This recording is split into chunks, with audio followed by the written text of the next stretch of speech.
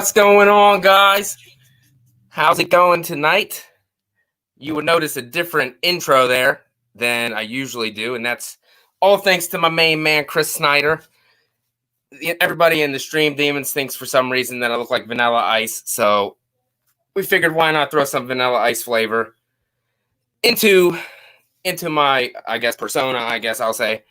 So that's why it was his idea to throw it in there for the intro, so I figured what the hell, why not? Let's do it.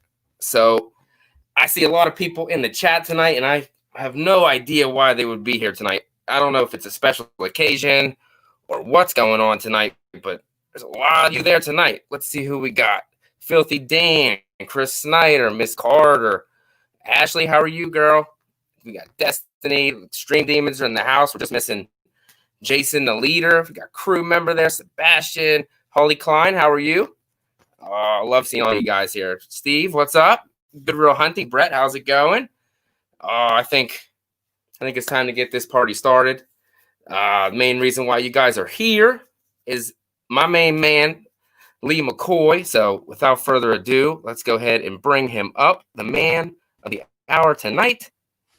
And there he is, ladies and gentlemen. Collaborate and listen. Ice is back with a brand new invention. Something. Grab a hold of me tightly. Bring it on, Matt. There we I couldn't resist, man. They just, all the Stream Demons just think I look like Vanilla Ice, so I see it.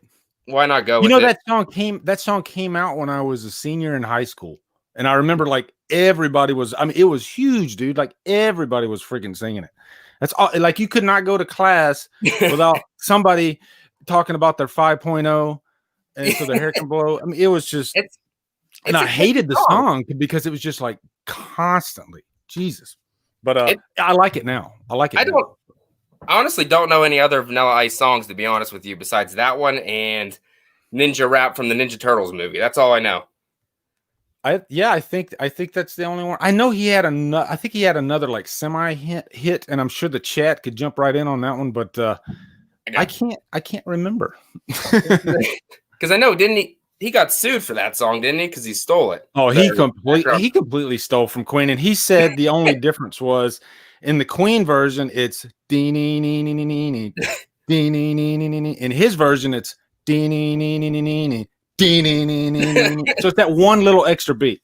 I don't think that counts. I think that's called. I still think Queen deserved that money. Yeah. Oh man, but how are you doing today, man? I'm good, man. I'm good. I'm happy to be. You know what's nice about being a guest? I don't have to do any prep work. I just show up. That's all I do, and then so that's why I look less stressed right now. It's nice. Like tomorrow night, oh my god, I'll like literally be running in. Trailblazing, trying to get everything set up just in time, and I'll be late as usual.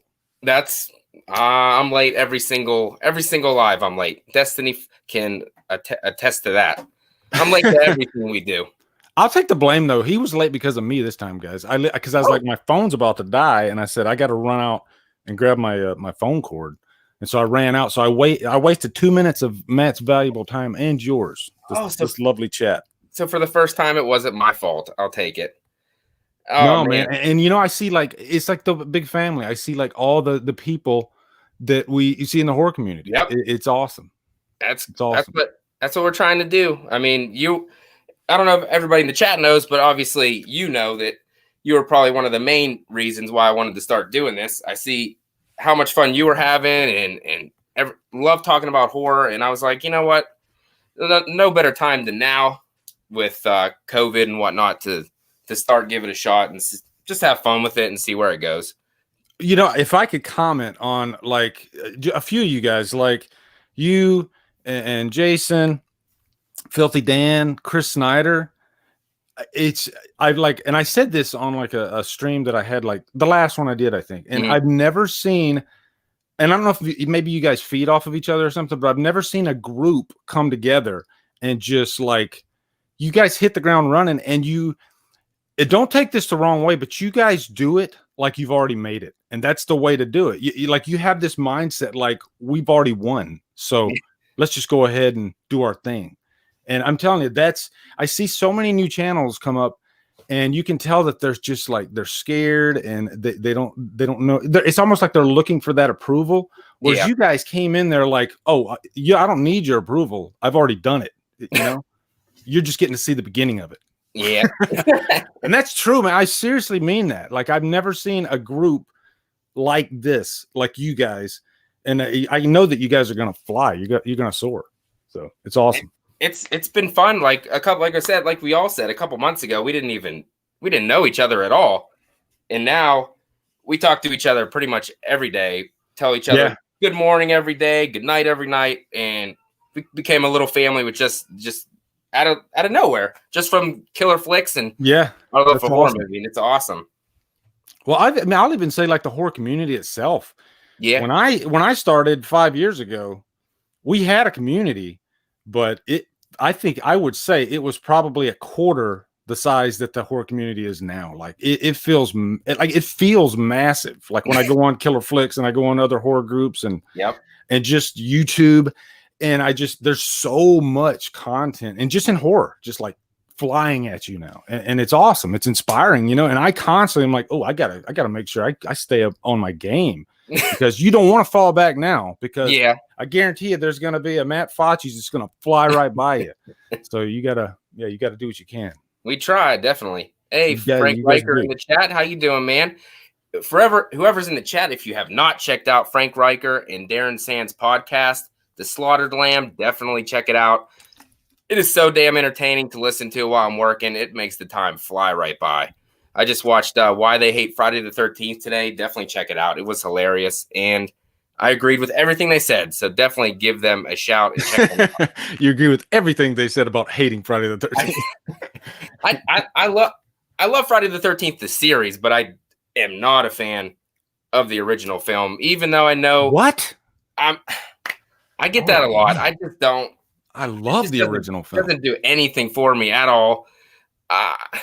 I rewatched it a couple times recently, and it just doesn't do anything for me. Without Jason, I'm just not really interested, to be honest. I think, you know what? I think the Friday franchise is the one franchise above all that's like fun to hate, if that makes sense. Like the bad movies are fun, just like the good movies are fun. There's nothing about that franchise.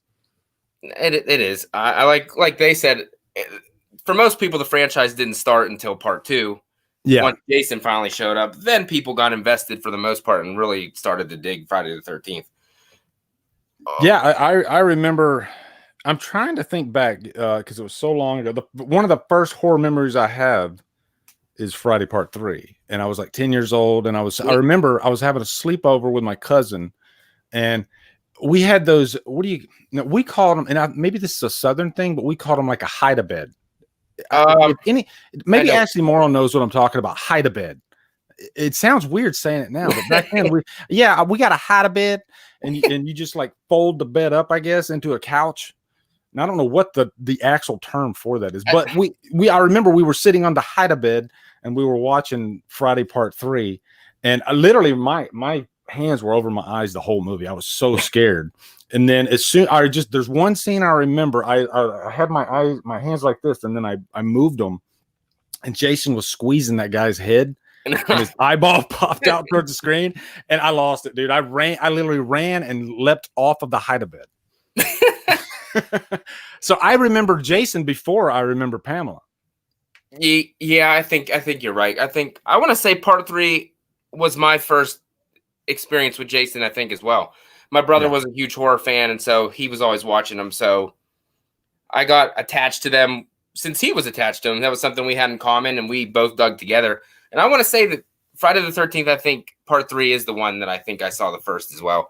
And then I went back and watched the first one and the second one, and then went down the line because obviously they were all pretty much made by the time I was born. So yeah, I had to get caught up on them. It's pretty much the perfect intro into horror, I think. Like if somebody asked me, like, "Hey, I'm kind of thinking about watching horror," before they even finish their sentence, I'm like, "Friday the 13th. Just pick anyone." And especially in like the first 4, those are just they're like comfort cinema. You know, it just makes you feel good to watch those. Yeah, they're not too serious. The plot's not too crazy. There's not a lot of details about Jason that you're gonna get confused about. Really, it ain't. And for today's standards, like the kills are pretty tame. Even it's weird. It's like you see all those effects that Tom Savini does, but still, for like today's standards, when I watch Friday the 13th, I never wince anymore. I'm never like, oh, you know, it just doesn't happen. It's just all part of the big old cinnamon roll, pretty much. That's the thing, though. I think we're so accustomed to seeing all this gruesome deaths and the gore that it takes a lot to even get to anybody anymore, unless you're really. We're just so used to it. The real news on TV is worse than what happens in these movies half the time anymore. So we just you got that right. Jesus, it's especially right now, dude. It's freaking crazy. All over. I don't want to make this political. Yeah, but I saw a picture today, and I won't even say which if it was Trump or if it was Biden. Okay, that's how fair I'm going to be about it. I'll just say somebody was sitting, because it doesn't really matter. I'll just say somebody was sitting in a limo, and there was this group of people, and every single one of them had a middle finger at that limo. And the reason I say it doesn't even matter is because it could have been Trump or it could have been Biden, because half the nation hates the other. Yep.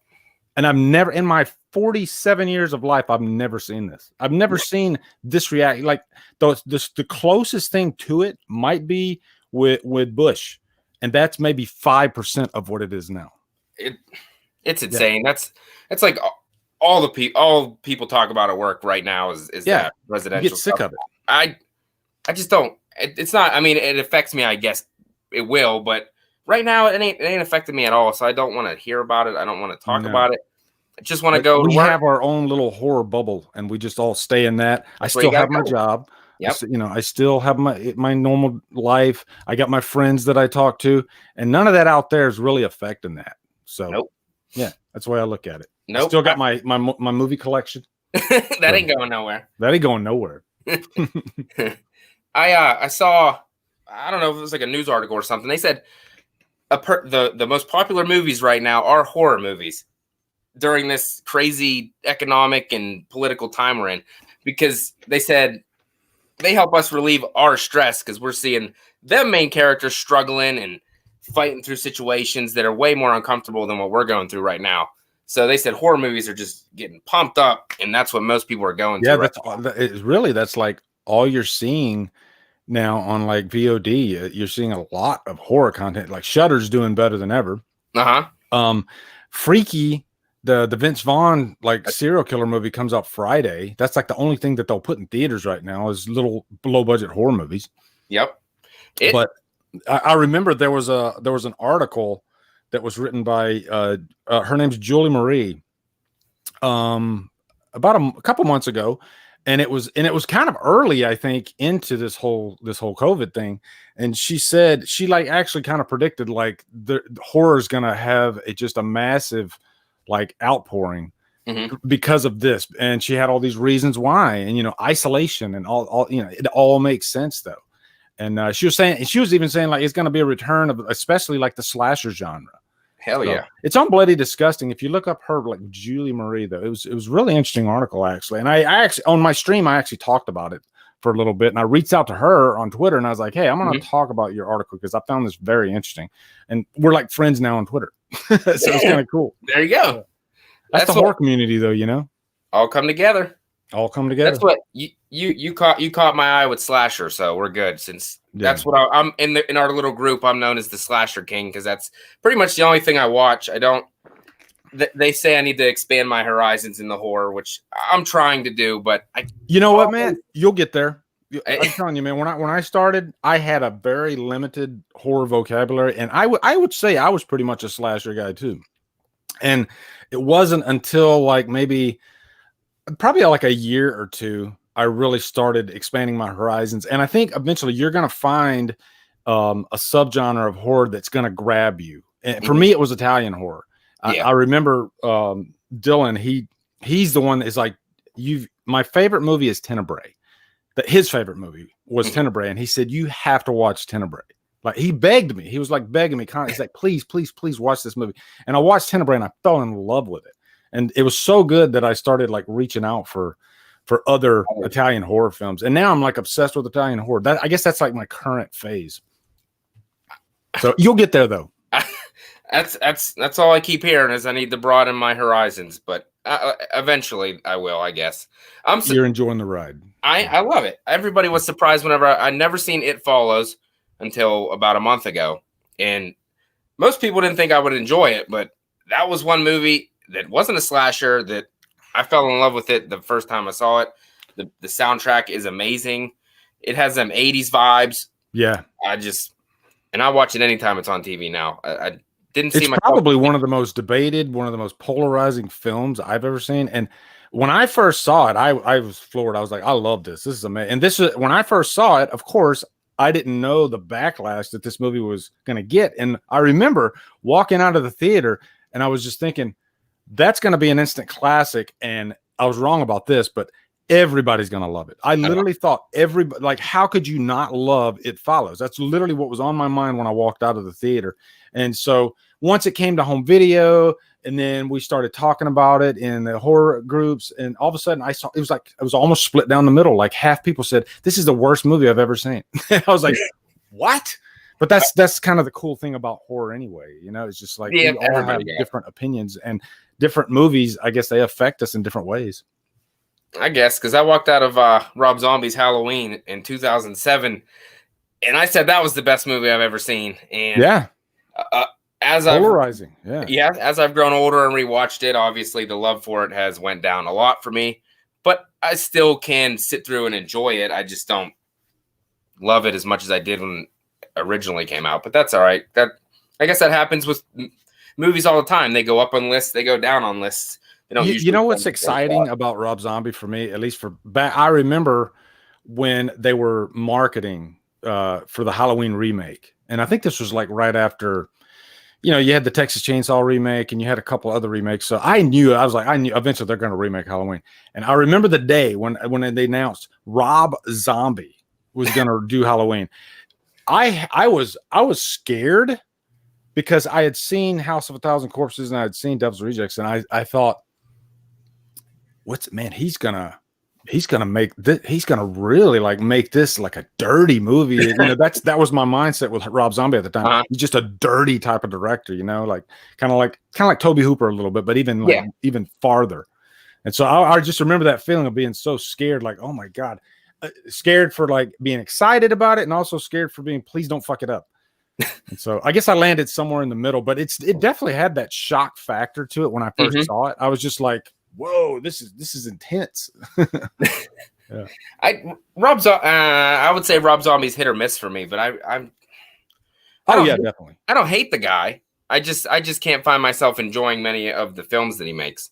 I did like House of a Thousand Corpses, and I did like Devil's Rejects would probably be my favorite one that he's directed.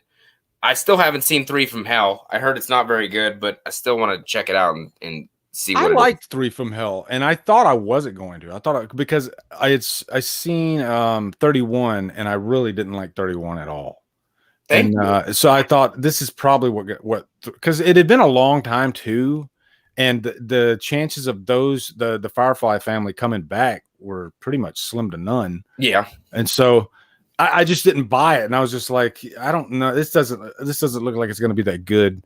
And then I found myself enjoying it because he tapped into what was great about those characters, and he kind of let the carnage and the horror take a back seat. He just kind of explored dark comedy in that movie, which I think was a good decision because it separates it from The Devil's Rejects, which is also very far removed from House of a Thousand Corpses. Yeah, so you kind of have 3 different flavors big there. Time.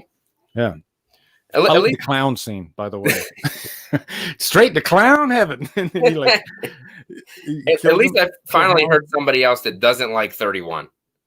I was like the only person that I've talked to that actually didn't like it. Everyone else really liked it. I didn't find anything about it really enjoyable. I didn't like any of the characters for the most part. I didn't have a good time with it. I don't know what it was. I like the idea of it. I think it's a really cool idea, and I think you nailed it. It's the characters. I don't like the villains in that movie at all. For some reason, I just couldn't get behind them. I think Doomhead might be the most on point, but the rest of them, I just felt like they were in the way. That's what I actually didn't mind Sherry Moon Zombie and Jeff Daniel Phillips. No, they were good. But I mean, if you have weak villains, for me, that can be kind of a killer for a movie. So definitely. Well, let's one of the main movies that I love, as you can tell behind me on the top, and I know you love it, Halloween. What the immortal classic. What got you into Halloween in the first place? Oh man. Well, I guess the easy answer would be Halloween 4. And I'm trying to remember because I think I was always like interested in Myers, and you know what? I think maybe Halloween 2 was the spark, because I'd seen the first movie, and I remember seeing the first movie on like NBC or something like that. And I was watching it with my grandmother. I was one of the first times I saw John Carpenter's Halloween. It was on a little tube TV, kind of like Jolene I'm looking at right here. And really crappy quality. And it was awkward because I'm sitting right next to my grandmother, and the sex scene with Linda and Bob came on. And I was just like, get me out of here. And then I remember my grandmother, she said to my dad, she was like, he shouldn't be watching this. But I was like, shut up, Grandma. I wanted to watch it, I saw something I liked. Yeah, totally. So, but so I guess the first time I watched Halloween, I couldn't absorb it, and I was really young at the time. So I couldn't say, wow, that's like the greatest freaking movie I've ever seen. But then I remember, I think it might have been a VHS or something like that of Halloween 2. And I maybe I saw a commercial for it or something like that, but I just remember seeing Myers in the hospital, and that it was going to be continued on the same night. And immediately I was just like, now I really want to see this. And then that's kind of what started me into the franchise. And then later I saw Halloween 4 when I was old enough to really enjoy it, because I was 15 at the time. And man, when I saw Halloween 4 in the theater, packed theater, by the way, opening night, very last scene when Donald Pleasance is going up the stairs and he does we all said, no. Dude, I've never been so afraid in my life. Still to this day, that's the movie that got me. And I've said this to other horror fans. What's the movie that got you? I'm not asking you what's the scariest movie. I'm asking you what's the movie that got you, because we all remember our first bite, our first movie that really just like grabbed us from behind, Yeah. That's Halloween 4 is that movie for me. And that's why I made I did one of my top 10s, and I knew I was going to get some flack for this, but I made Halloween 4 my number 1.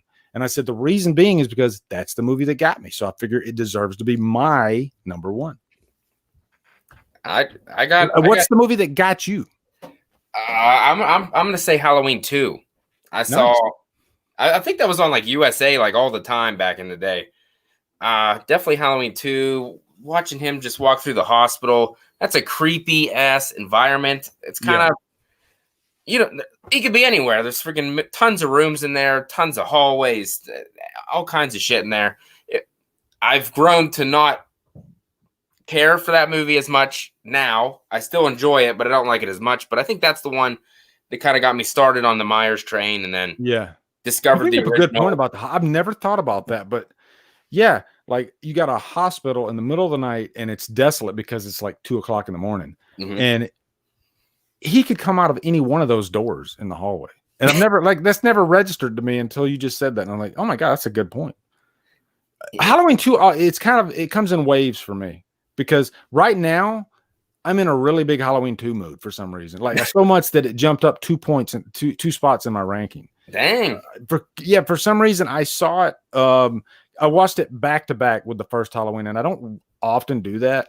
And I was like, I'm going to do this. I'm going to watch both these movies just boom, boom, back to back. And watching it that way made me appreciate and enjoy the second movie that much more.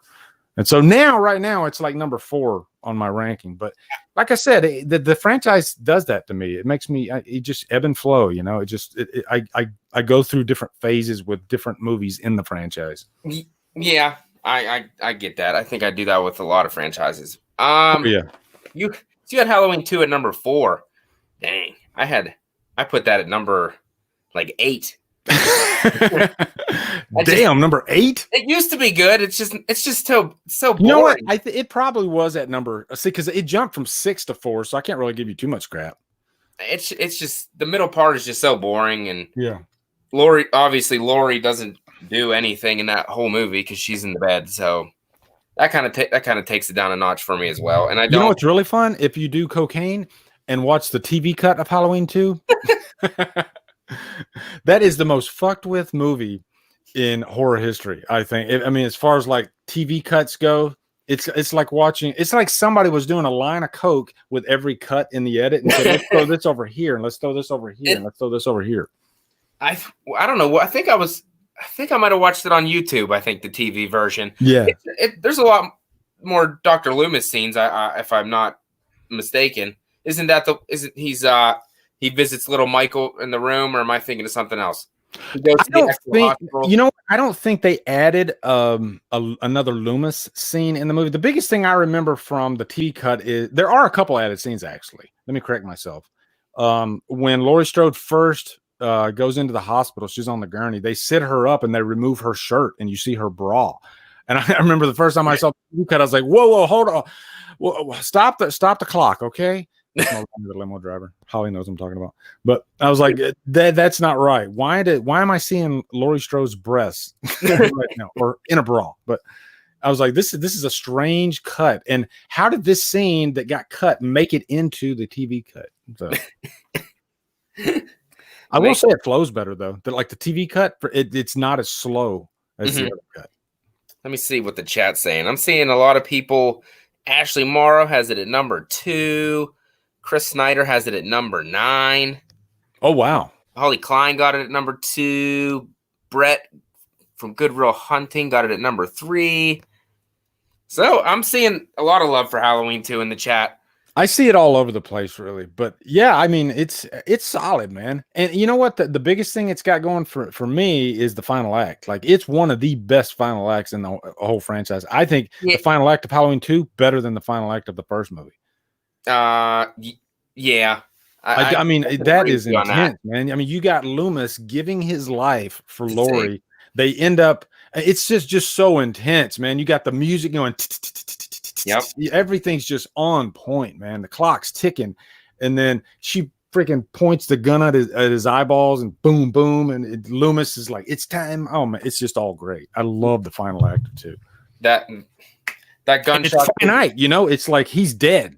Like he's gone. Sure. Yeah. He's not, you could end them like in your mind, you could say 1 and 2, boom, that's it. There's nothing else. Yeah. It's a good little closing chapter, and it's all on the same night. But then came Halloween 3. Yeah. Which I love, by the way. I don't hate Halloween 3 at all. So oh no, everybody's coming around to Halloween 3. I know a lot of people just don't give it a chance, obviously, because Myers isn't in it, so they don't really care to watch it. But it's an enjoyable 80s sci-fi, goofy. I wouldn't call it a slasher, but whatever it is. I agree with Frank Riker there. Frank Riker says Halloween 4 best comeback for any slasher. I think he's right. That was such a strong comeback. Halloween 4 is my number 2. I had Halloween 4 at number 3, so we're pretty close. Yeah, I had it right there. Man. Halloween 4 is better paced than 2. So that definitely helps. And that final act, you got final acts, and then you got the last, you know, the twist, the ending. And Halloween 4 beats 2 in that regard. So the twist that twist is insane. The twist they took in Halloween 5 and then just messed it all up. But it's fine. It's fine. Halloween 5 dilutes Halloween 4. Halloween 5 is the water that you pour into the sweet tea of Halloween 4. Right. A lot of people like Halloween 5 too, but I don't. I mean, I'll watch it. I watch it. I don't hate it that much that I'll skip it. But I'll watch Halloween 5 any day. It's one of those. Great. It's like Resurrection. Keep that movie the fuck away from me. But for some reason, Halloween 5, I can just watch it every day. There's something so charming about it, and there's so many warts in it. But I don't know. It's just I have a good time with it. All we get done doing on my channel is hating on Halloween Resurrection, and I can't take it anymore. I was thinking, I was actually gonna when I go through the week, like when I'm doing my live streams, I'll jot things down on my phone here. And today I was literally thinking, I was like, I want to talk about could Freddy in Resurrection, Busta Rhymes, could he have redeemed himself? Could he have been a better character had they edited it and moved some scenes around? And I think had he not done that roundhouse kick, I think that could have really changed that. It's still not a good movie, but I think it would have really, ratcheted it back quite a bit in terms of how much people hate it. Just because you don't do that to freaking Michael Myers, you don't do a freaking roundhouse kick and make him look like a bitch. He's the guy. He's the reason everybody's there in the theater. You don't want to make that guy look like a clown. I think if they would have just taken that one scene out, then it might have made a much bigger difference. I'm gonna say 2 scenes out. Go ahead. That one, and then the one whenever he's punking Michael downstairs in the living room when he's following him. Oh yeah, oh for sure. I think that one's worse than. Yeah, I think you might be right. They're both really bad. Yeah, I mean, Busta Rhymes is a big dude. I mean. Yeah, and I'm not saying don't make Freddy fight Michael. That's happened quite a few times. And you had Brady in Halloween 4 give it a go. He hit him with a gun. I'm fine with you attacking Michael and doing a good job. Hell, Paul Rudd in 6 beat the shit out of him with a pipe, and I was rooting for the guy because it just made sense in the narrative. But that thing that Busta Rhymes did, it just kind of stuck. It was the sore thumb of the movie. It really was. You didn't need to do that, That movie was good for probably good 10, 15 minutes, and then it just went downhill really fast. After they killed Laurie, then I was just checking out right there. Well, even the second I saw Laurie in the movie, I felt like she looked weird. I was like, oh, she's collecting a check. First time I saw her in the movie, I was like, yeah, there's probably a check it's probably right in her little left pocket there, or right. I don't know which those hospital. Do they have pockets in hospital gowns? She had a check somewhere in that gown, though. I guarantee it.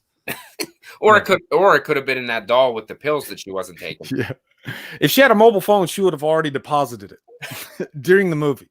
Took a picture of that shit and put it right in. Yeah. What else we got? Obviously, I know you love Halloween 6. That is your baby. You love that movie. Oh yeah.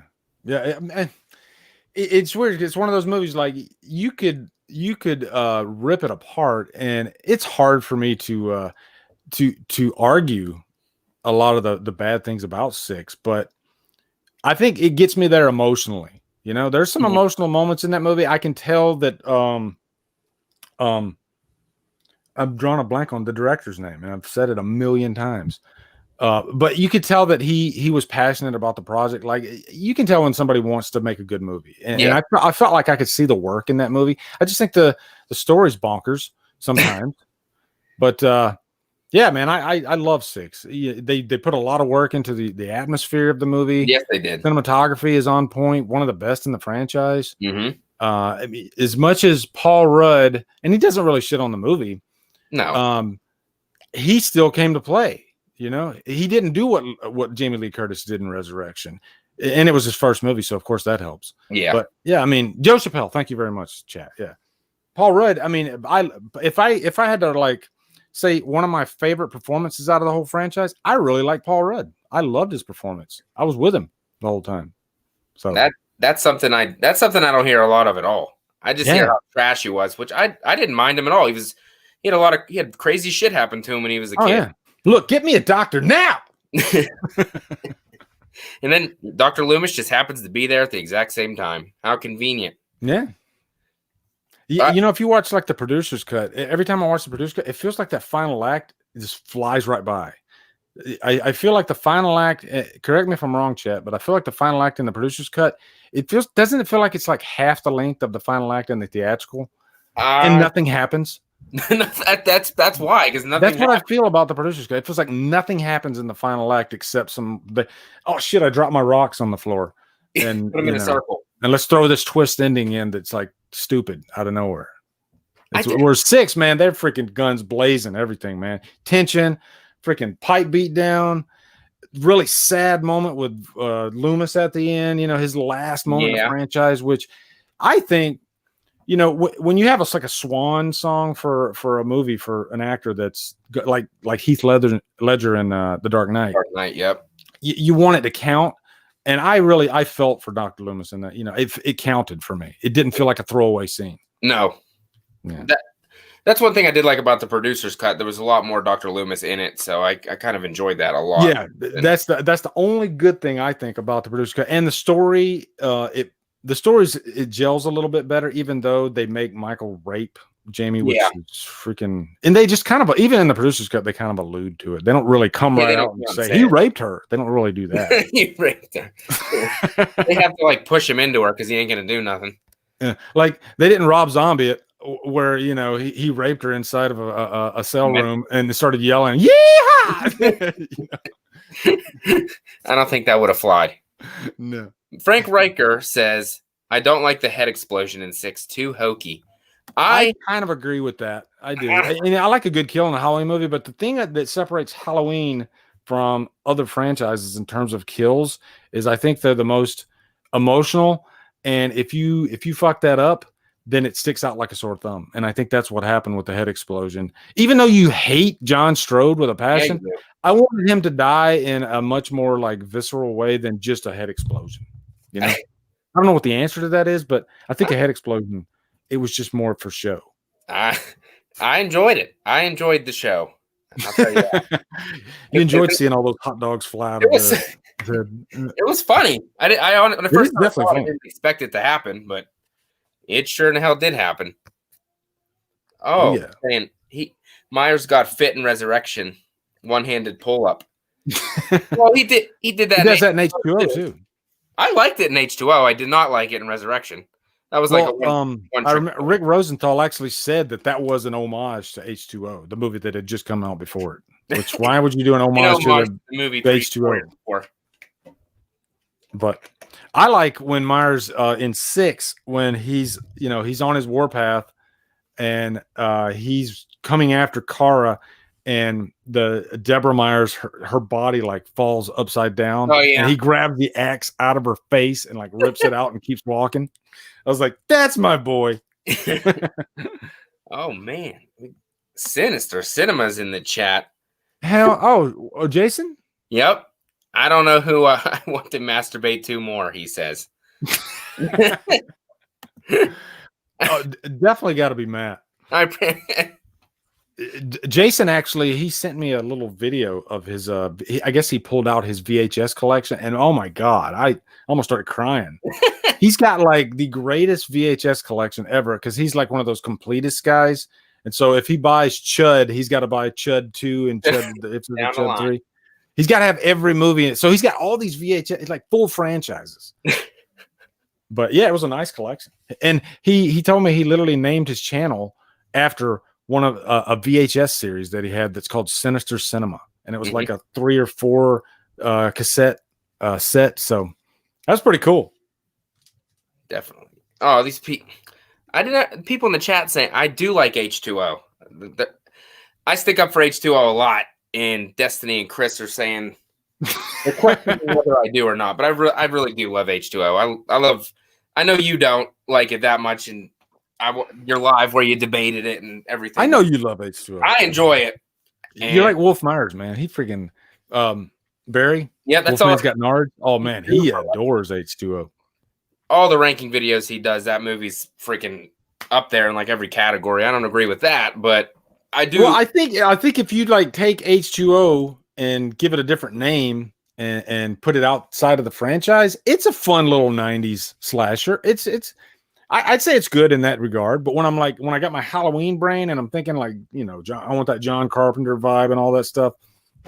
For some reason, I start getting pissed off at it because I'm like, that's not Michael Myers. He doesn't walk like that.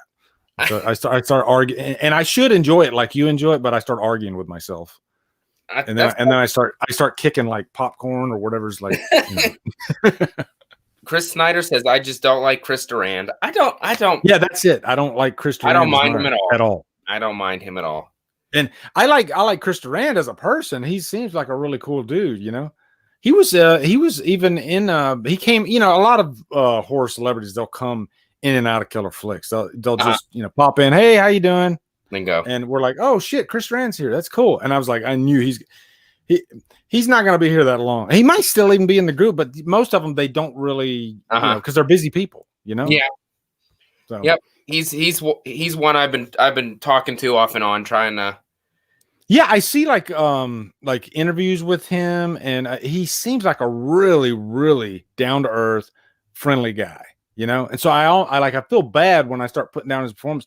And I mean, I could even give him props because he came to the table with an idea. He was like, okay, I want to make this count. I want to come up with my own version of Myers.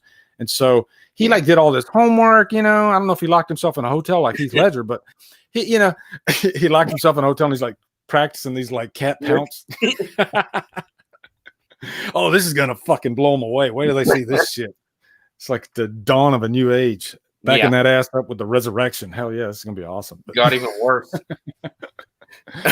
But yeah, that's the thing. I don't like the cat. I call it Cat Myers. I don't like Cat Myers.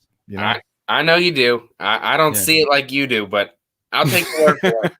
I'll take your word for it.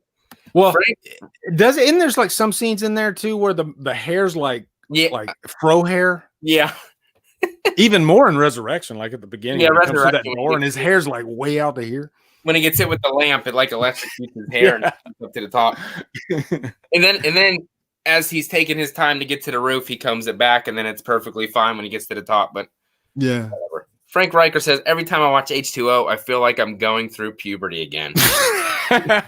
It's like the first time, Everybody remembers their first time. And you were watching H2O, and you were picking daisies out of flowers as you were watching it. And you were listening to "Come to My Window." Probably, I was only 10 when it came out, so I got so much nostalgia for it that no matter how bad or terrible it really probably is, I'm probably gonna like it anyway.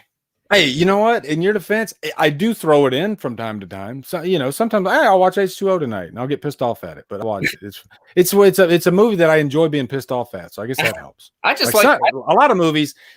It's the other way. Like I never want to see that piece of shit again, Yeah. And then there's movies like, I'm sure Friday has, like Jason Takes Manhattan. It's horrible, but I can throw it in. I can watch it. No, I can't throw that one in. It's painless.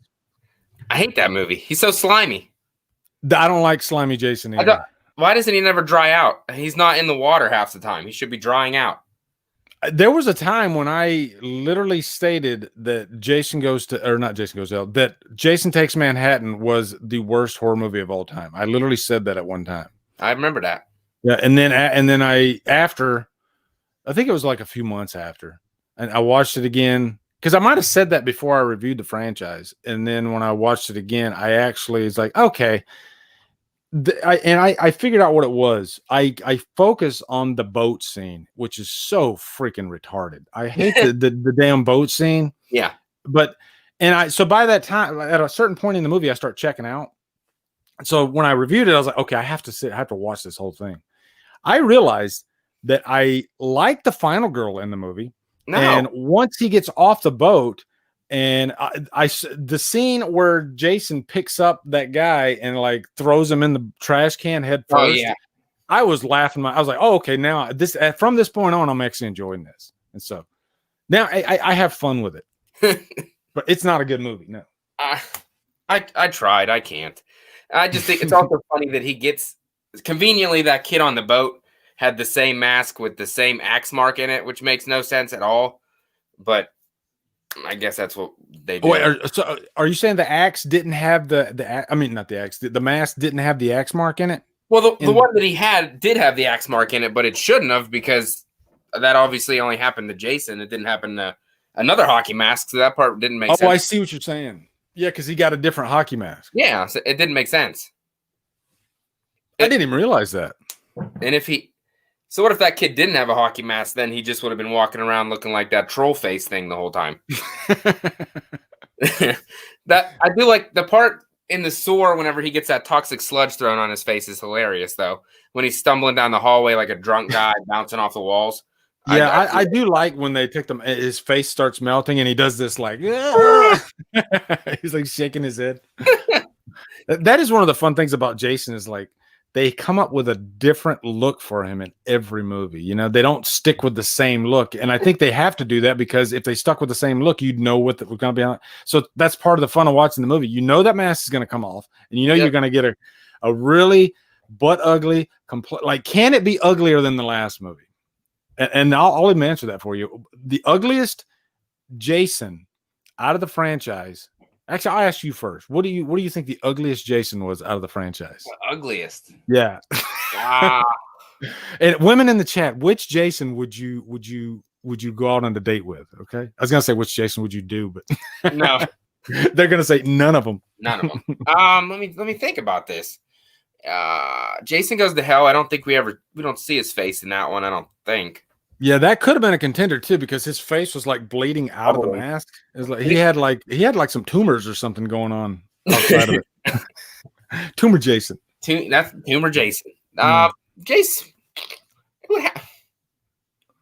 Manhattan's is like the ugliest, but it just looks really bad. It's like it looks like effects wise, it's not as like exciting.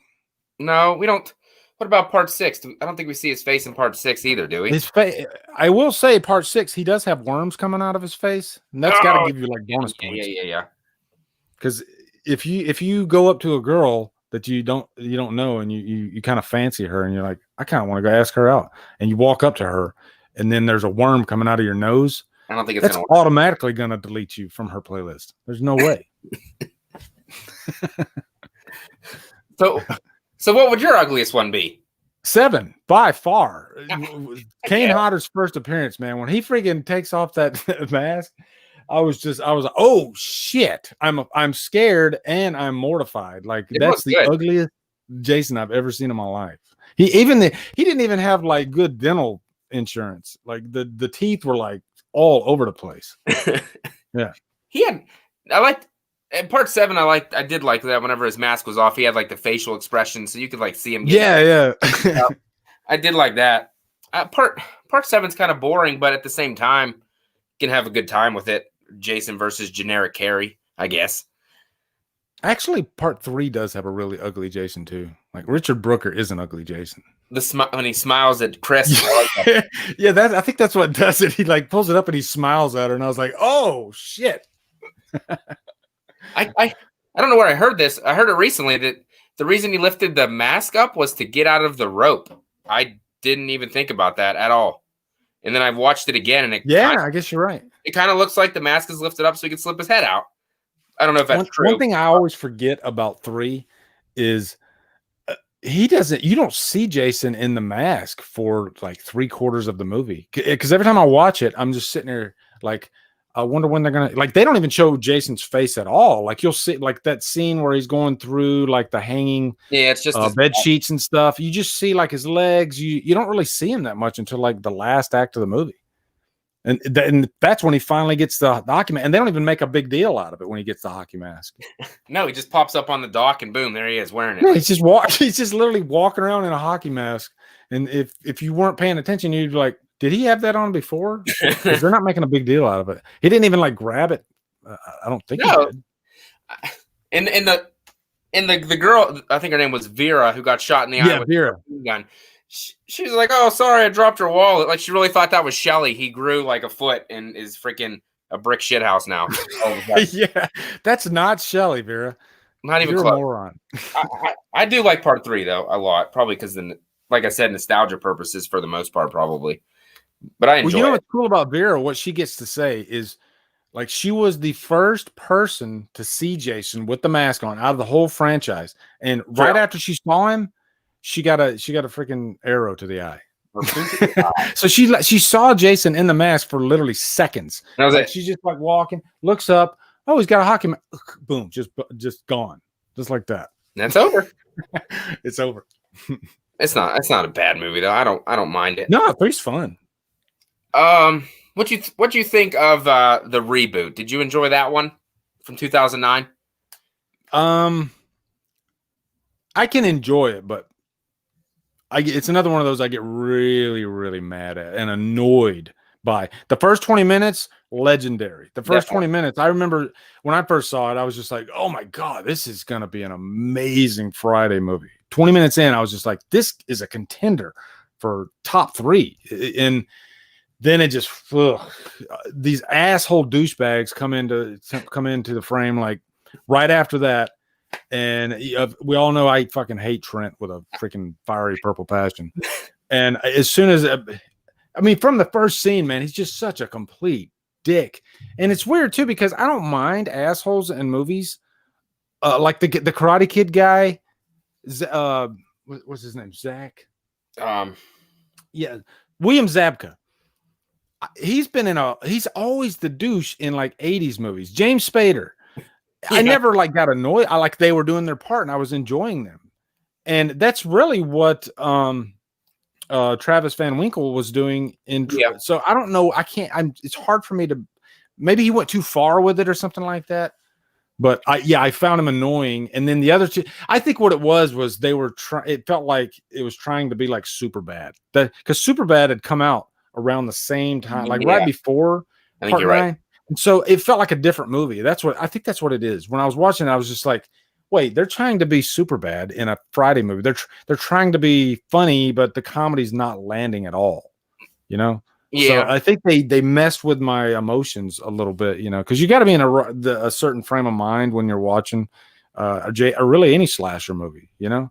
And so I didn't want to be in a super bad frame of mind when I'm watching a Friday movie. So maybe that's it. I worked it out. I enjoyed it, but that's probably because I was close to the age that those kids in that movie were pretending to be in the movie. I guess I kind of, I don't know. I felt like I was them because, I mean, I wasn't a big a douche like them, but that was my age range. So I guess I kind of enjoyed it a lot more than maybe people that are a little older than me would enjoy it. I like Trent. I know he is a douchebag, but I think I like the fact that he is a douchebag. And I love that he's killed. And I love that he runs away screaming like a little bitch whenever that lady falls on the car. That is funny. He sounds when just he's like screaming when he's on when he gets thrust on the back of that freaking tow truck or whatever. Yeah, that was awesome.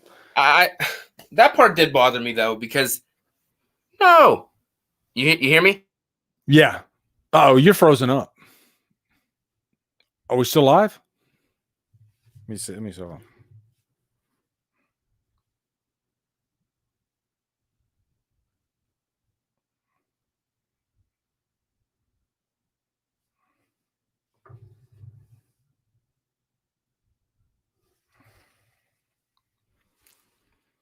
So I guess answer me in the chat. Can you guys hear me? Can you see me? Okay, yeah. So yes, you are. Doug says you guys are. So is it just me now? Am I running the show? Matt looks like he's in ecstasy right now. Am I right?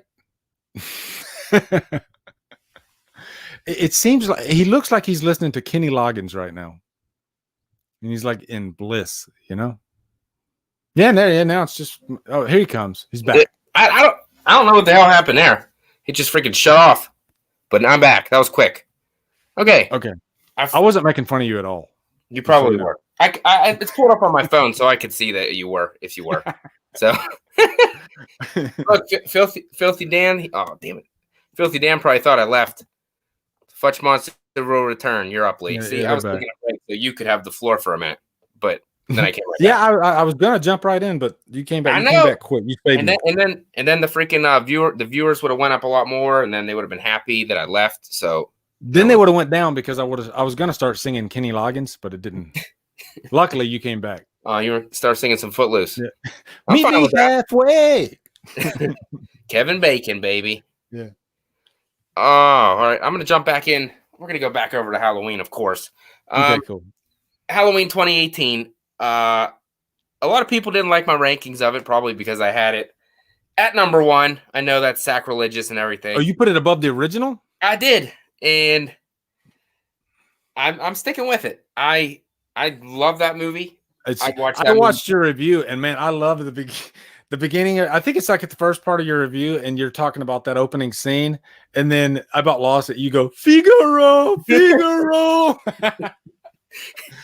I was that's the best review of Halloween 2018 out there. Don't even watch any other reviews. I love those guys. Everybody there. That other guy with the umbrella. I don't know what that. Well, I've heard some people say that they wouldn't act that crazy. Let me tell you right now, they would be, depending on the mental ward that you're in, they could be even crazier. Because let's just say I have worked in facilities with people with dementia, people that are mentally disturbed, and I'm gonna tell you, dude, you see it all. And they pretty much nailed it in that scene, because I bought everything that was going on in there. You do have people that are like that in the head. Yeah, Figaro happens, guys. Just so you guys know. Figaro. Look, Mikey Weiss. Holy shit! I just subbed, but now I'm going to unsub. All because I have it at number 1 in the franchise. I don't know. It just hit when I walked out of the theaters that night. Let me set the stage. So you're Leonardo DiCaprio, and you're hanging onto the raft, and Mikey Weiss, he's on top of the raft, and you're going, come back. That's exactly what happened. Or would Mikey Weiss be on the raft? Yeah, or would you be on the raft? I can't remember. It's been a while since I've seen Titanic. I guess. Oh shit! I don't know if he wanted to unsub real quick. I guess. Oh, I see. So he drowned. Matter of fact, I think there's a deleted scene where she actually takes like one of those heavy anvils and she ties it to his foot. Okay. Splash. And he just soars down to the bottom, and then she sees the boat and she's like, "Come back, come back." See, we got Polly Klein says, "The more I watch Halloween 18, the more I love it." Yeah, it was my answer. I just posted this question on Killer Flicks. What is a movie that the opening is so good that the rest of the movie might not even be that great, but it has such a strong opening that you feel like you have to throw it in. And I copped out. I didn't want to make it a Halloween post, so I said, I said Night of the Demons, which isn't true. That's true. That's the answer. But then later in the comments, it was like Halloween 2018, and then I ran away.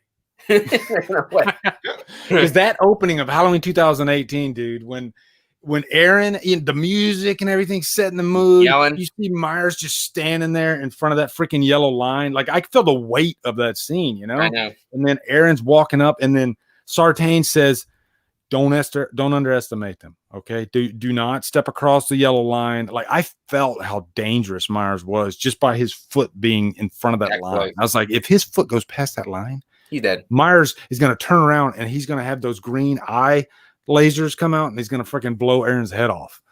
That's how freaking into that scene I was, man. And then he's like holding the mask out, you know. Oh, I love it. It's just a crescendo, you know. He's holding the mask out, goes on, and then all of a sudden, say something, and then ding. But dude, oh my god, I'm gonna try not to be dirty here, okay? But I just, I was like Randy in South Park, okay? Let's just not again. Oh shit, not again. Your pretty face is smiling at us, though. At least we have that. I can hear you, yeah. What the hell, man? Why don't I freeze up?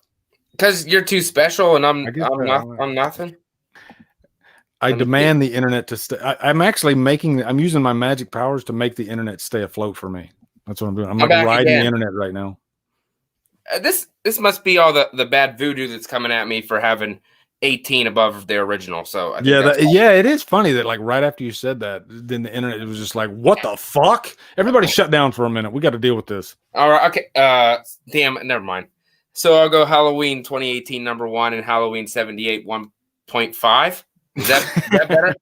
No, it doesn't even matter. You still put it above. They still hate me. Well, it's I don't know the way it's looking. When Halloween Kills comes out, from what I've seen so far, that little teaser crap's blowing me away. So I'm thinking there's like an episode 3 Star Wars meme in there somewhere with your face, and you got like Padme looking at you, and you're like you've lost it because you've made Halloween 18 number 1, and she's like, I hate you. But didn't Anakin do that? Yeah, I think Anakin did that. Frank Riker again says Halloween 18 is like getting a corn kernel stuck between your teeth. No, it's not. It's amazing.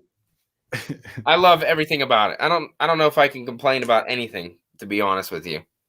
It's still, it's either 7 or 8 for me.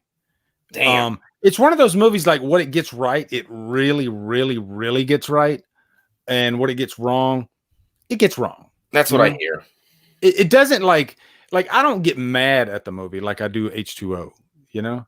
Yeah. I'm like I roll my eyes, I guess, like at the Ray moments and stuff like that. But there's only like 1 or 2 of those anyway. But like I don't get mad. Like Myers, if you give me a great Myers, you're halfway there. And you gave me like the best Myers since Nick fucking Castle. So that's got to count for something, right? I mean, that's 5 points right there, right off the bat. The mask was good. Everything. Like I would give Chris Durand a 1.5 out of 10 for Myers. I really would. Just because he was Cat Myers, I don't like it. It depends on your flavor of Myers, I guess, that you want. And he's also pigeon-toed, which he can't help. I did notice that. I don't. Yeah, if you look like when he stands, like normal Myers feet are like this, They got like evil, like there's a red glow in his feet somewhere. I'm sure of it. But Chris Durand, it's like this. Yeah, he does. His feet like stick out, and as soon as he does, I'm like, "Ooh, this is gonna be a scare!" Oh shit, man, his feet are freaking sticking out. The only thing that bothers me about that movie is the masks, but that's not even his fault, obviously, because he didn't get the. Yeah, you can't blame him for the mask. The more and more I watch that movie, though, the more and more the masks actually do get to me.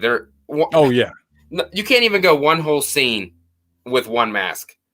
You got to rotate back and forth between the 2 or 3 masks they use. And it's I know. And it sticks out. It sticks out more and more with every watch. And I'm sure poor Chris Durand, he must have been like, another fucking mask? Are you kidding me? Like, you guys can't get your shit together. Every day he's got to come to work and he's got to put on a different mask. I'd get pissed off too. You know what? Fuck you guys. I'm walking like a cat. That's what he did. I think he did that on purpose.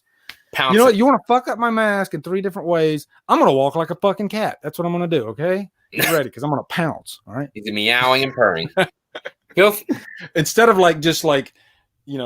coming in from the light, and being real moody and everything, he just does this.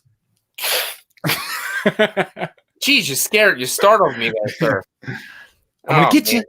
Yeah.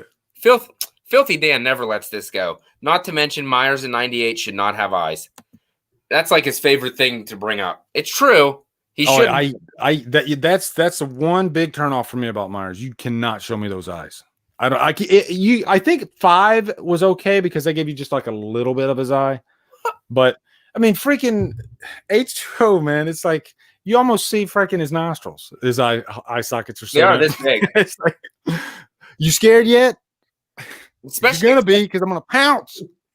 Especially when Lori knees him in the balls and then they zoom in on his eyes and they're freaking even bigger. Knees him in the balls and then he goes. I mean, it hurts. I ain't gonna lie. That might be as bad as Trick or Treat, motherfucker. Getting hit in the balls. I don't know. I like the mask. Can you imagine if they combine the two? Like, they need to make a fan edit where he says "Trick or Treat, motherfucker," but he's got the H2O mask on, so his eyes like pop up. Oh god. Oh man. So, what did? Obviously, I know you did the reaction to that, to the Halloween Kills little teaser trailer thing.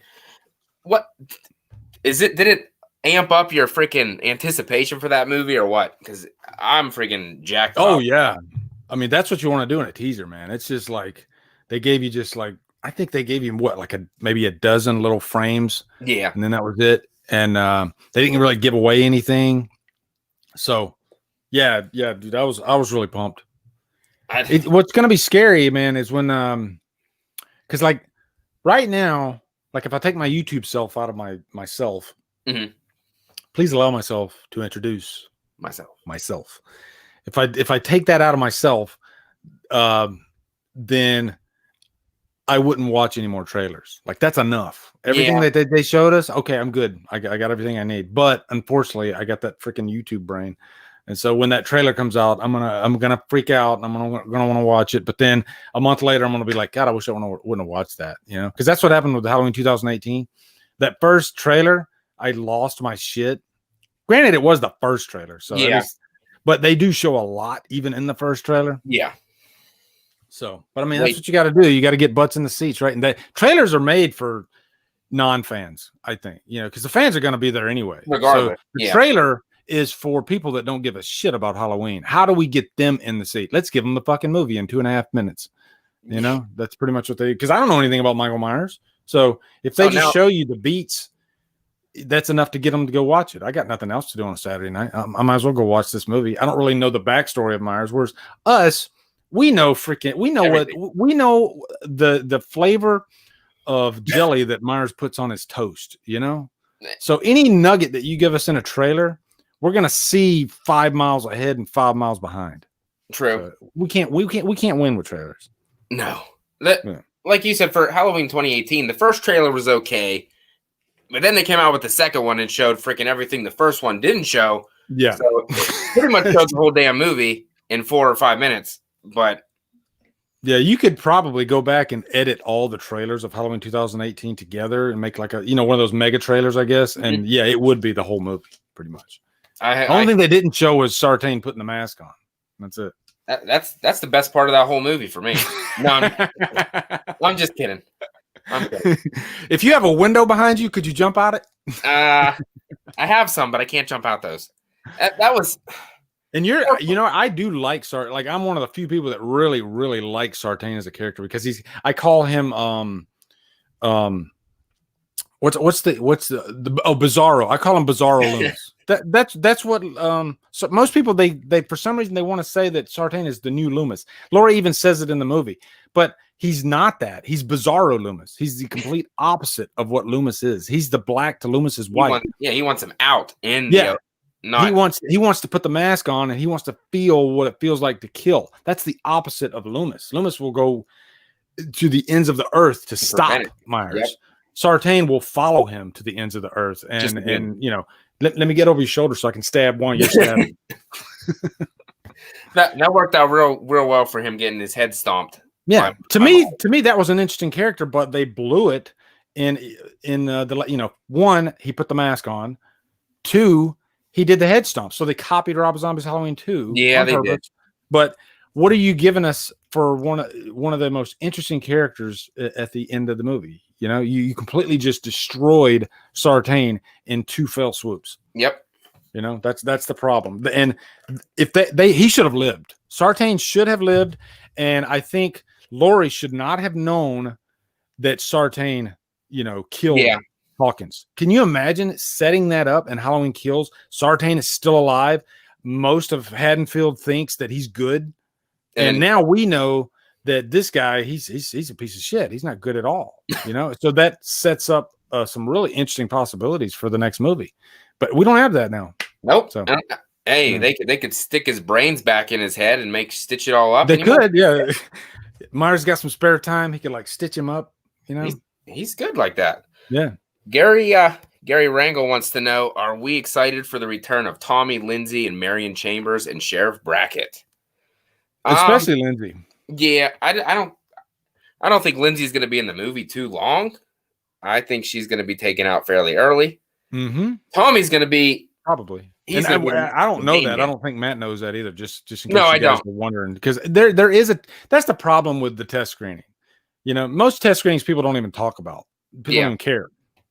But the test screening for Halloween Kills, for the horror community, for Halloween fans, everything we say about that movie is suspect. Does he know? Did he see? That's the problem. And then you do have channels that they've read the Halloween Kills script. I saw them. And they literally make videos about what they know in that script, which blows my fucking mind. Like, why in the hell would you do that? Spoiling it for everybody. Yeah, it's just I don't get that, man. I don't get even if you're given a spoiler warning, I think that's wrong. I don't think you should be talking about about a test screening should be completely off limits. All that information should not be out there whatsoever.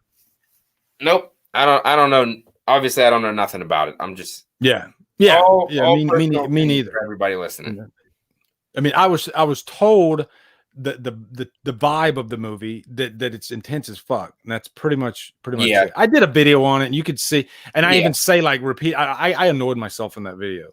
I was like, God, I get to the fucking point, Lee, because I kept saying over, I don't know anything, guys. Okay, I don't know anything. I just need you guys to know that I don't know anything. And I said that for 5 minutes. Yep, but like you said, you got to, or people are gonna be like, oh, well, Lee said this and Lee said that, and it's true. So, and I think when you're in a situation like that, you go out of your way to make sure that audience knows that you don't know anything. You know, I didn't want there to be any kind of, Lee knows the whole movie. I didn't want that at all. Yeah. I think Anthony Michael Hall I think he was a great choice for Tommy. I think he's it. I like him with that bat. He looks like he's serious. Like he's ready for some damage. I said it wouldn't it be kind of cool if because we know it's Halloween Kills, Halloween Ends, and just thinking, like, do you really want to have a showdown between Laurie, Allison, and Karen in both movies? No. So wouldn't it be kind of cool if for one of the movies you have it being Tommy Doyle? I think that'd be kind of cool. I think a lot of people are going to die in this movie, obviously. With the title being Kills, there's a shit ton of people that are going to die. I'm assuming Laurie's not going to die. Not yet, anyway, if she does it all. Do you think either... I want her to die. I do want her to die. It's about time. I'm ready. And I know she died in Resurrection, but to me, that doesn't count. That doesn't count. Yeah.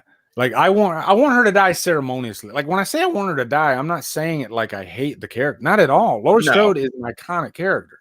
I want her to have, like, a swan song. You know what I mean? Mm-hmm. Like, the ending in H2O was perfect. Even though she didn't die, she killed Myers. That was a ceremonious ending. That should have been the end of the franchise. That's one thing I will say about H2O. It has the perfect ending to the franchise. Ends the whole thing. Literally chop right there. Okay, we're done, guys. Wrap it up. That's and I think that's ceremonious. I think that's what we need in Kills or Ends. We need to have something like something that we're like, oh wow, can you believe what happened to Laurie Strode? That hit me right there. That's what I want. Not just tying up loose ends like they did with Resurrection. Definitely. Yeah, noble death. There you go. That's it. Holly Klein says Karen will die. That's who I'm thinking is going to die as well. In my I want Karen to die violently. I mean, and I want Danielle Harris to kill her. it just seemed like everybody says it's just miscast. I don't think that Judy Greer was a good fit for the role, and it didn't seem like she even wanted to be there. But that might have been just the way she was written. But Karen can go away. That's fine. Yeah, and you know what? And I've even I've defended Karen a little bit at times, but that's one thing. Like, the more I watch Halloween 2018, the more, like, it's that scene where she's telling about her past, right? Yeah. And the more I watch it, the more that scene annoys me because it's not the performance that I want. But it is like, it's a plausible performance, meaning that you can react to trauma in so many different ways. Yeah. She chose a way. This could happen. A character could be just so done inside that they come across as just kind of like, I'm just so done with this shit. Yeah. I went through all that when I was 12 years old. She made me, learn all this survival bullshit. And some people would in real life, but I think for drama's sake, on the screen, you want to have a different reaction. Whereas I think Danielle Harris could have, like, I could see Danielle Harris watching that scene saying, "Oh my, can I have a swing at bat, please?" I think Danielle Harris would have fucking knocked it out of the park with that scene. If anything, Danielle Harris, I think she goes a little bit too far with her emotional performances sometimes. I've seen some of her other movies. She does go a little bit too far, but I'd rather them go too far than, man, my childhood was just so tough, It was rough. Yeah. Like, she just took 2 Xanax right before she had the conversation. She might have. Could have. She's a psychiatrist, right? Is that what she is? She like popped a pill in her mouth, and God damn, I swear it was so tough. Went to dinner. Oh man, did we have turkey for dinner? Fucking tired.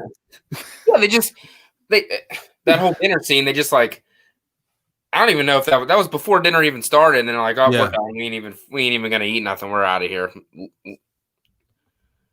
I think that's the missing link in Halloween 2018.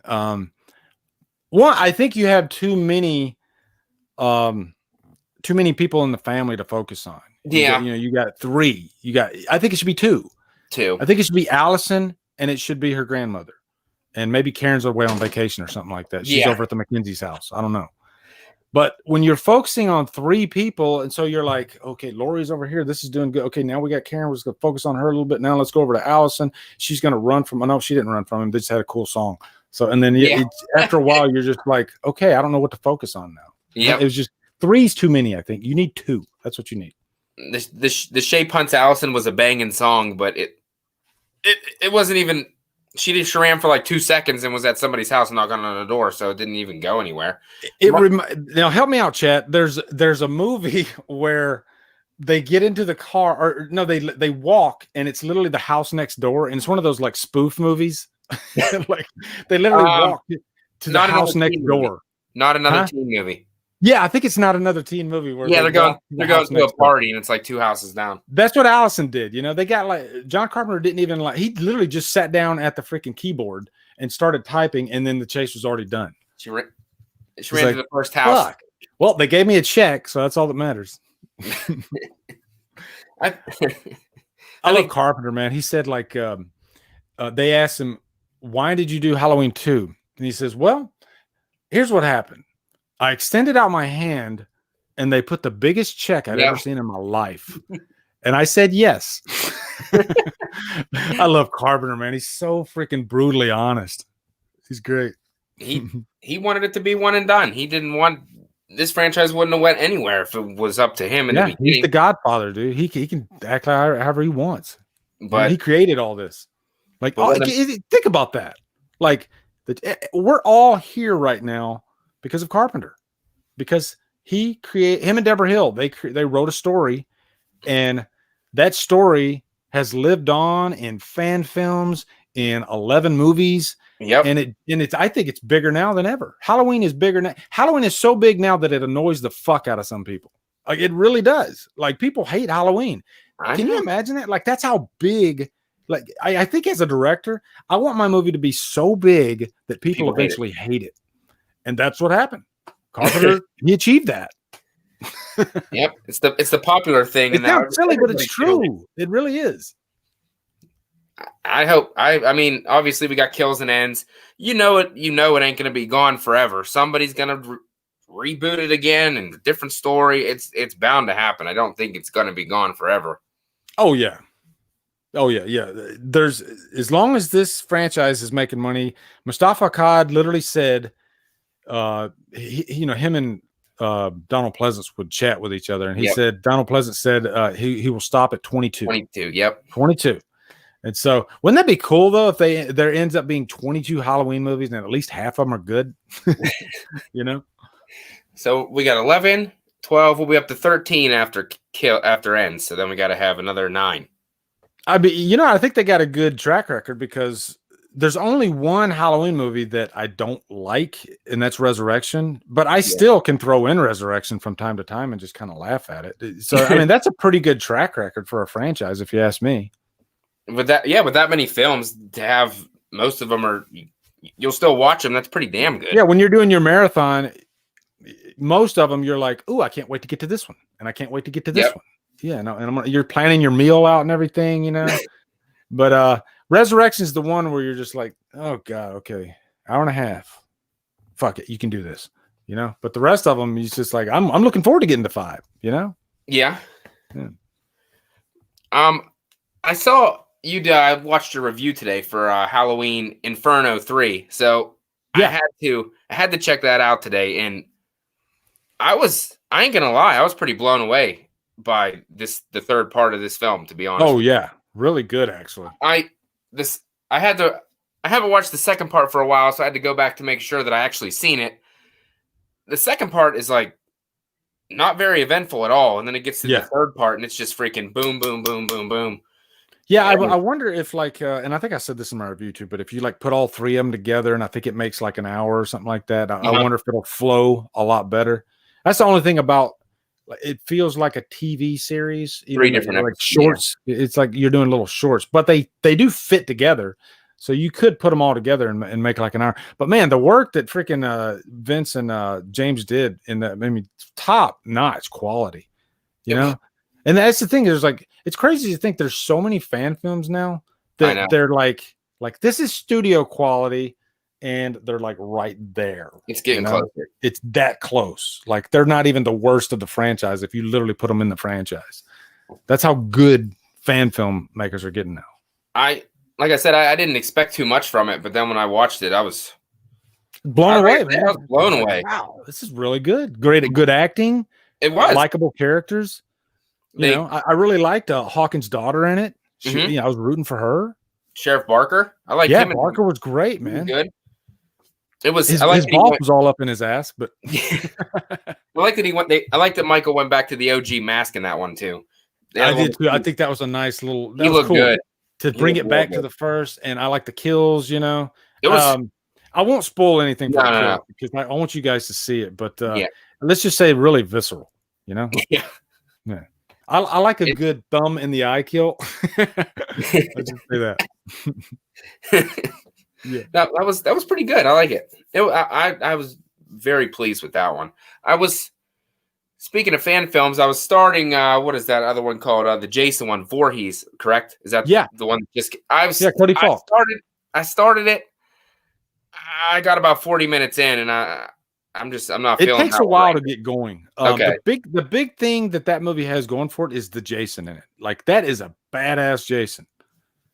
And I think he should have like a Cody, man. He looks like he's 20 years old. So I mean, I have to give the kid credit for making an hour and 39-minute fan film that is great production value. He's got some nice angles there. Yeah. I think if he would have taken off like maybe 20 minutes of it, then he would have really had something, But and I like a really kick-ass rock song in a closing credits scene. And I really dug that. Like I like that song so much. You Make Me is what it's called by God, the name of the band will come to me in a minute, but I like that song so much that I went straight to Spotify and I put it because I have a playlist of rock songs and I put it in that playlist. So it was just such a badass song. I'll have to finish it tomorrow for sure. At this point, I just wasn't feeling that one as much as Never Hike Alone and Never Hike in the Snow. Well, I mean I think that's the thing too when you're doing shorts. It's a fail safe almost. You can get a lot done in 30 minutes. And you can put all your meat in there. You don't have to stretch it out. Whereas when you set a goal for making a movie an hour and a half, you got to make sure you got a lot of meat to throw in there. So, if anything, I think it's a good experience for Cody too. That Definitely. he made a freaking fan film that took him 2 years to put together. He does have some good stuff in that fan film. It's definitely not perfect, but if anything, and I know Cody, he's going to grow off of this, and his next project's like I've talked to him behind the scenes too, and he's got some great ideas already up his sleeve. So I'm excited about, and I can't even like tell you guys anything, but I know he's got some other stuff that he's wanting to do that seems really, really cool. So, and I'm sure you guys will find out about it within the next few months, I would say. But I'm excited for what he's got coming. I was gonna say, it's still, like you said, it's definitely a learning experience anyway. Get this stuff under your belt, and you can only get better from there. So take any criticisms you do get, and just turn them around and turn them into good things. Yeah, I only hope my first fan film, if I ever make one, would be half as good as what Voorhees was. Yeah, if I'm being honest. Definitely. I'd feel like, hey, that was a cool experience. I made something. I can say it's mine. And, I had a couple cool things in there. So definitely.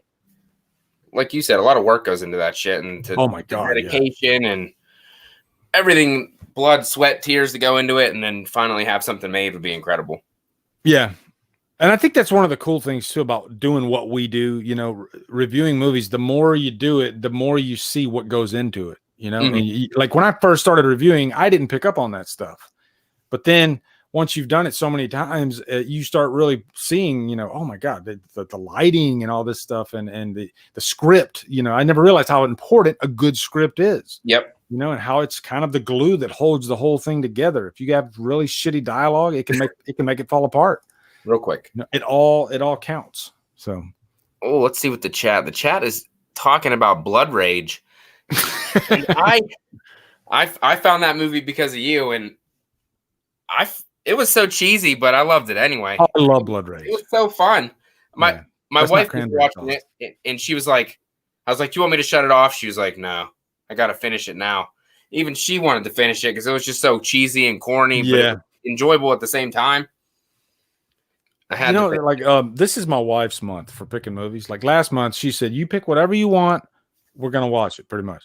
And she doesn't like 80s horror movies at all.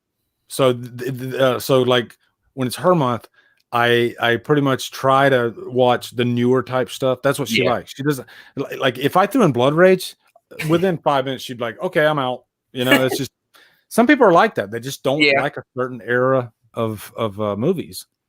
So, but for me, I'm the opposite. I freaking love it. Like I can throw in 80s horror all day. It's comfort. It's the best there is for me. I love the 80s. It really is. Jason Nike's in the chat. There he is. Boss man. How you doing, Jason? What's up, Jason? What makes Blood Rage a Thanksgiving movie? Just because he says cranberry sauce and it does take place around Thanksgiving. I know they're having a Thanksgiving meal in there. So it just shows a couple little things. Yeah, I was gonna say it isn't like a big deal, obviously. Just they don't have like a big Thanksgiving party or anything. No. You don't really see Thanksgiving parties anyway, though. But you know what they should do? They should do I'm going to trademark this right here. Okay. They should do a Thanksgiving slasher and the whole thing. Cause when I was growing up, we had family reunions around Thanksgiving time. On my father's side, we would all meet at this big pavilion every Thanksgiving, and the family, it was like a potluck, and everybody would bring all this food, and oh my God, it was just food for days. So they should do like a slasher movie set at like a family reunion. Yeah. And it's like one of the family members, and he's literally killing his own family. Would they keep the identity of the family member a secret until the end, or would you know? I don't know. I'm thinking about my ending. Okay. I just came up with it. I'm thinking about it. Maybe. Yeah. They would have to show, it'd have to be a twist ending, and they'd show who the killer was, but it'd have to be somebody in the family. I think that'd be great. There's your fan film. Get on it. He got so pissed off at his own family that he wanted to kill them all. It gotta be a stupid reason though why he wants to kill him. So you better think about that. Yeah. I'd watch it. That sounds like some 80s cheese. I definitely would watch that. Yeah, that's the thing about slasher fans, man. We'll watch any slasher movie. Yeah, just give it. We don't ask for much, Just give us a kill every 50. Well, I'll tell you what. I think it was Sean Cunningham said. He said every 15 minutes, give me a fresh kill and a fresh pair of breasts. That's a Sean Cunningham quote. I think he said that to Adam Marcus. Actually, it works. Yeah, that's because Adam Marcus is the one guy that I find the most. You ever watch like a director interview, and some of them they just kind of come like, okay, yeah, whatever. Yeah, but he just has that quality about him, and I just want to hear the next word that comes out of his mouth constantly. Like, Adam Marcus is just so interesting to listen to.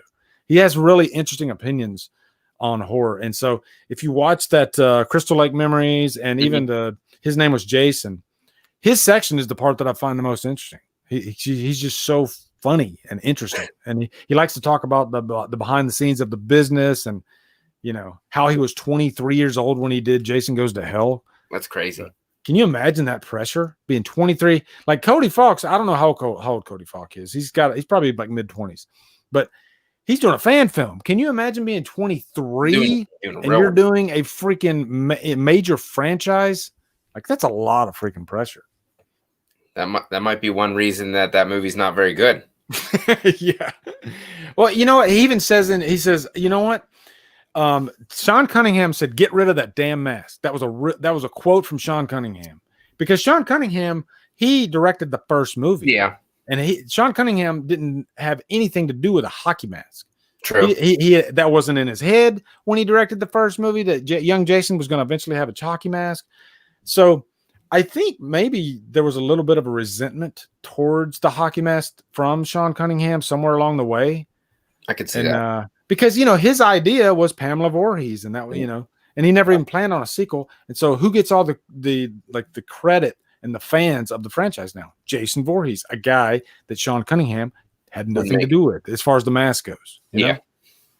So Oh, Gary Rangel says, speaking of Jason, I'm currently watching Jason Takes Manhattan. Hell yeah, man. Hell Make no. sure you watch the scene where he dunks that guy in the freaking trash can, dude. That's when it's go time for me. That's X-Men Jason right there. He's freaking teleporting all over the damn place. How the guy goes in that building and then magically Jason's already on the 3rd floor and throws him out the window. But by that part, that series is long gone. So we'll just take whatever we get, I guess. I like when he's walking by all those thugs and he like pulls his mask up and shows them his cool, face. Man. And they're like, "Oh, never mind." Clayface. Jason Takes Manhattan knew what it was, you know? Yeah. It definitely did. Man. Look at this. Dude, I swear time is just fucking blown. I know. This is really this is when old guys like me usually go to bed because you're calling yourself old? I mean, I feel old. Well, no, I don't. I got 2 kids out of college. That's how old I am. So. Now my kids ain't nowhere close to that. But I'm telling you, man, it feels like a blur. Like I look back and I remember all those moments when my kids were small and little, and it kind of dawned on me like there will be a time that it will be the last time that you hold your child, and you don't know when that time is. But there will be a time when you pick your child up, and then after that, you will never pick that child up again. They will get at a certain too big age, too big, but you don't even realize it, you know. So definitely don't take it for granted, man. Because I'm telling you, it just flies right by, and I'm looking back, and I'm like, Jesus, you're out of college now. That's crazy. What the fuck happened? You know, it's crazy. And they're like, Dad, you're freaking talking to a camera, acting like a moron. No, my kids they like that I do this. They're probably too young to watch these videos, but they do it anyway. Oh yeah, mine do too. Mine definitely do. Like I did a couple videos with my daughter, and it was awesome. I saw them. I like my son always says he wants to do it, and then the moment I'm going to do it, he's like, "Nah, I'm leaving." And then he leaves. Yeah, anyway. My son has always been. He's really, really, really introverted. Like I'm introverted, but yeah, me too. If I'm in a situation like a social situation, I can. Okay, I need to turn something on. But my son, he's very, very introverted, and I think he does want to like. I think he's curious about starting a channel, but that could be 5 years down the road if he ever does it. But I mean, he like me and him when we get together, we talk movies. He's not a horror fan, but we talk Star Wars, and he can break things down like it's nobody's business, man. He'll tell you, you know, this is what I like, this is what I didn't like, and he gets really in depth. And I'm like, and I've literally said this, I'm like, Mike, you should start your own channel because if you say what you just said to me in front of the camera, put a stupid backlighting behind you, then you know I think you got something there. So and he does love discussing movies like I do. It's just the first video is the hardest. The first video is definitely the hardest. Yeah. Once you get past the first one, you start to open up more, start to relax, and start to actually become you instead of just reading. Yep. You nailed it right there. Eventually, you comes out because you is not in the first video. And if it is, then you probably are a teacher or something like that. But for me, if you watch my first video and you watch me now, two completely different people because I was scared shitless. You know? I think Jeremy Johns actually had a quote that stuck with me. He was like, there's not like looking at a camera is weird as shit. It is. It's just a strange thing to just stare at a camera because when you're talking to the audience, they feel like you're looking at them. Yeah. But you're not. You're literally just looking at a little black circle with a lens and you have to like maintain it. So when you first do it, it's very strange. It's weird.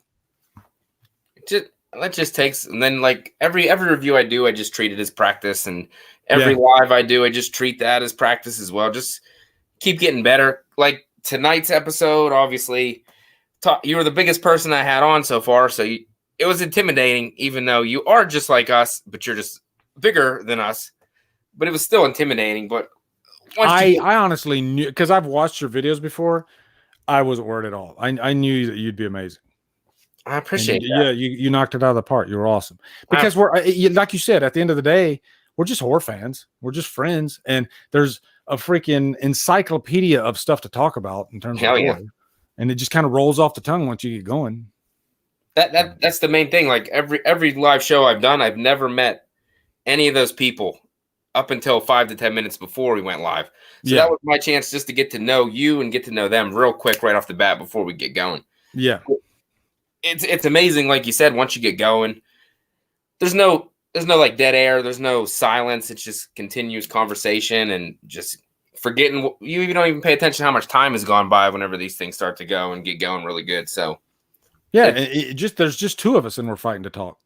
You know, so it's like what you guys are doing with the stream demons. You know, I've done it before. When you're talking with, I mean, I fucking had just 5 people. And so that's the logistically. I'm because like when I used to do Scream Stream and I would do Hallow Stream, and it gets a little nerve wracking because you're like, I got to come up with this agenda and I don't want to leave anybody out. Yeah. And luckily, with both those platforms, I had professionals working with me, so it was easy. It wasn't a problem. They knew when to jump in. Mm-hmm. But you know, you could be in a situation like that where you have somebody that doesn't really open up or talk that much, or just doesn't flow with the rest of the crowd. So I think that's why it's important to establish all those friendships before you take that plunge. You know, you don't want to go in blind with 4 other people. And so, but I mean, like I didn't get to watch you guys' first episode of Stream Demons. How did it flow for you guys? Did it feel pretty comfortable? Well, since most of us have worked together previously before joining up together, except for a few of us didn't. But yeah, we talked a little bit before it started, and then we just dove right into it, and it went pretty good. I'm not surprised. Because you guys all flow so, and plus a lot of you guys do a lot of things. Just like you guys will have Destiny on your channel sometimes, and Destiny, she needs to start her own channel. I know she does, because she flows perfectly. So. She's actually on my show next Wednesday. Yeah, see, there you go. She jumps right in there. I got this. She's good. She never did it before, and then jumped on one, and then just boom, boom, boom. She's doing. I think like Destiny's one of the first people that I've seen to do that doesn't really have an active channel. Yeah, but can just jump right on camera and be completely fine. You know, I don't really see that often. Usually it's other YouTubers getting together. So I think it's just a matter of time before she does start her own channel. Yes. I can see that happening. Definitely going to happen. Yeah. But you guys are going to push her into it. They already are. What you guys ought to do is like everybody, I'll get her a good camera, and then, or you guys just like pitch in and get her a good camera, and then so just like every day, like a camera will show up at her door, and then some lights will show up at her door, and then a chair, a custom chair. It's gonna be awesome. Yeah, I know. Oh man, but I think we're gonna go ahead and get this episode wrapped up. Let you get on your merry way. It was fun, man. This went way better than I expected it to go. Definitely. I appreciate everybody who showed up tonight to watch me and Lee just talk horror and not really have a set, plan of action. We just kind of jumped and bounced around, but that's the best thing about horror that we can do. Oh yeah, those are fun to do, man. Just talk horror. That's all we're doing. I'm glad I got rid of what I planned on doing originally. I'm glad I tossed that aside and just went this way, because it was. Oh yeah, like the top 10. Yeah, this was way better, I think. Yeah.